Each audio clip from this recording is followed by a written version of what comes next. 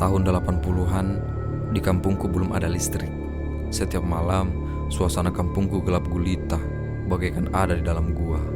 Sehingga banyak wanita dan anak-anak yang tak berani keluar rumah.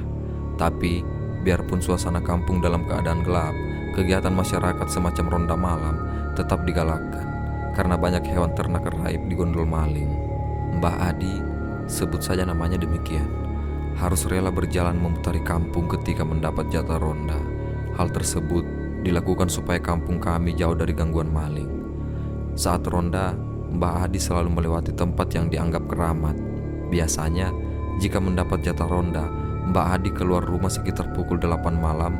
Lalu Mbah Adi kumpul bersama teman-temannya yang mendapatkan jatah ronda yang sama di pos kamling. Untuk mencegah rasa kantuk, Mbah Adi selalu menghabiskan waktunya dengan main kartu di gardu ronda. Di kampungku, yang mendapatkan jatah ronda, muternya harus giliran satu persatu, dan yang belum mendapat jatah keliling harus menunggu di pos ronda. Sekitar jam 1 malam, akhirnya Mbah Adi mendapatkan giliran ronda keliling kampung. Walaupun dengan sedikit rasa kantuk, namun Mbah Adi tetap menjalankan tanggung jawabnya. Dia melewati jalan-jalan yang terjal di kegelapan malam, karena waktu itu jalan di kampungku belum diaspal, hingga jalannya masih banyak batu-batu. Mbah Adi terus berjalan sendirian dan hanya ditemani sebuah lampu senter di tangannya yang ia bawa sebagai penerangan. Suasana malam itu sangat hening dan sepi, karena dulu jarak antara rumah satu dan yang lainnya sekitar 20 meter lebih. Hingga walaupun kita berteriak, maka para tetangga tak akan mendengar. Saat itu, perjalanan Mbah Adi sampai di bawah pohon pule yang sangat besar. Saat melintasi tempat itu, bulu kuduk Mbah Adi berdiri tegak. Mbah Adi menghentikan langkahnya sejenak. Matanya menyalang menatap ke arah pohon pule tersebut. Tiba-tiba saja, pohon pule itu bergoyang-goyang, seperti tertiup angin.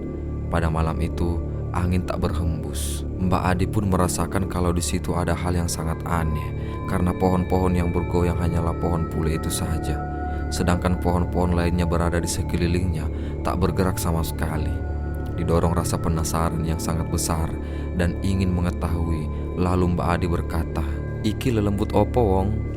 Nek pancen lelembut saiki metuo. Aku pengen ngerti wajahmu." Artinya, kau ini hantu apa orang? Kalau kau memang hantu, coba sekarang keluar. Aku mau melihat wujudmu. Setelah berkata seperti itu, lalu Mbah Adi terdiam sejenak. Rupa-rupanya pohon pule itu malah bergerak dan bergoyang semakin kencang. Daun-daunnya berguguran. Mbah Adi hanya bisa celingkungan ke sana ke sini.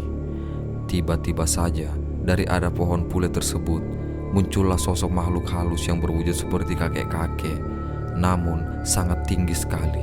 Kira-kira tingginya sekitar 10 meter. Badannya cukup besar, rambutnya sangat panjang dan lebat warna putih. Jenggotnya sangat panjang sampai menyentuh tanah. Jenggotnya itu juga berwarna putih, matanya besar dan hitam, mulutnya berwarna merah merona, seperti habis memakan sirih. Setelah melihat kejadian itu, Mbah Adi langsung terbelalak. Seketika dalam hatinya Mbah Adi berkata, ternyata benar apa yang dikatakan orang-orang selama ini. Seketika itu juga Mbah Adi lalu mengambil tanah yang berada di sekitar situ. Tanah itu lalu digenggamnya sambil dibacakan ayat kursi sebanyak 3 kali. Kemudian dilemparkan tanah tersebut ke arah hantu jenggot panjang tadi. Ketika dilempar, tanah yang sudah dibacakan ayat kursi oleh Mbah Adi tadi, makhluk halus itu hilang dalam sekejap.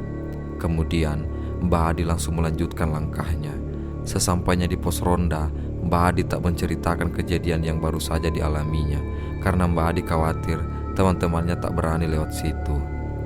Setelah itu, setiap malam Selasa Kliwon dan malam Jumat, hantu berjenggot panjang tersebut selalu mengganggu orang yang lewat situ. Hingga setiap malam Selasa Kliwon atau malam Jumat Kliwon, tak ada orang yang berani lewat di dekat pohon pule tersebut. Sampai akhirnya di tempat tersebut didirikan sebuah pondok pesantren. Katanya saat akan didirikan pondok pesantren, para makhluk halus tersebut pindah ke sungai yang terletak di sebelah barat kampungku. Setelah didirikan pondok pesantren, makhluk halus berjenggot panjang tersebut tidak pernah muncul lagi, dan pohon pule yang raksasa tadi juga sudah ditebang.